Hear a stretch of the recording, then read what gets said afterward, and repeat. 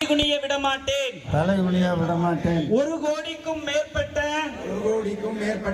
ஓரணியில் தமிழ்நாடு குடும்பங்களின் 5 தீர்மானங்கள் நான் தமிழ்நாட்டின் நாடாளுமன்ற உறுப்பினர்களின் விகிதாசாரத்தை குறைக்கும் நியாயமற்ற தொகுதி மறுவரைக்கு எதிராக போராடுவேன்.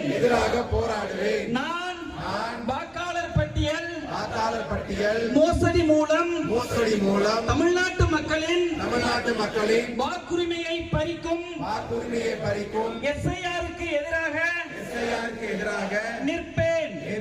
நான் நீட் மற்றும் இளைஞர்களை முடக்கும் எந்த ஒரு திட்டத்தையும் எதிர்த்து நிற்பேன்.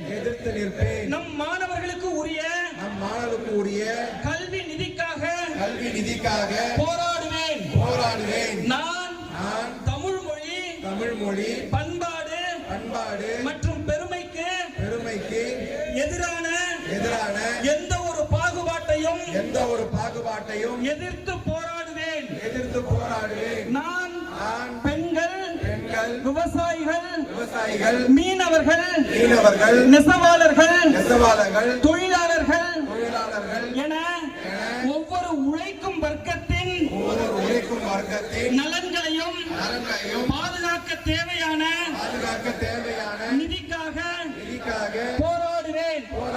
தமிழ்நாட்டை தலைகுனிய விடமாட்டேன். தமிழ்நாட்டை தலைகுனிய விடமாட்டேன். தமிழ்நாட்டை தலைகுனிய விடமாட்டேன். எல்லாரும் கையை தூக்குங்க.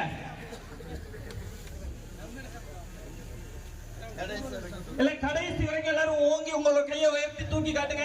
உதயசூரியனை காட்டுங்க. ஓரணியில் தமிழ்நாடு, ஓரணியில் தமிழ்நாடு, வெல்வோம் 200, படைப்போம் வரலாறு. ஓரணியில் தமிழ்நாடு. அவர்கள் சிறப்பாக பணியாற்றி நம் முன்னாடி சொன்னது மாதிரி 35,000 வாக்குகள் உறுப்பினரா பாதி மாநகரத்தில் சேர்த்திருக்காரு. நேரம் பேசுவார்.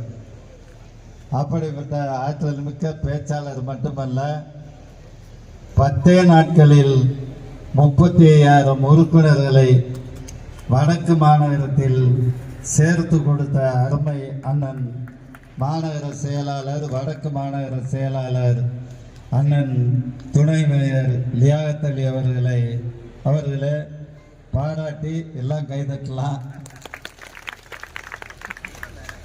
இந்த நல்ல நிகழ்வுக்கு அது போல நம்முடைய தம்பி ராஜேஷ் அவர்கள் 44% உறுப்பினர்களை எங்கே இருக்காப்லையா வாழ்த்துவோம், பாராட்டுவோம்.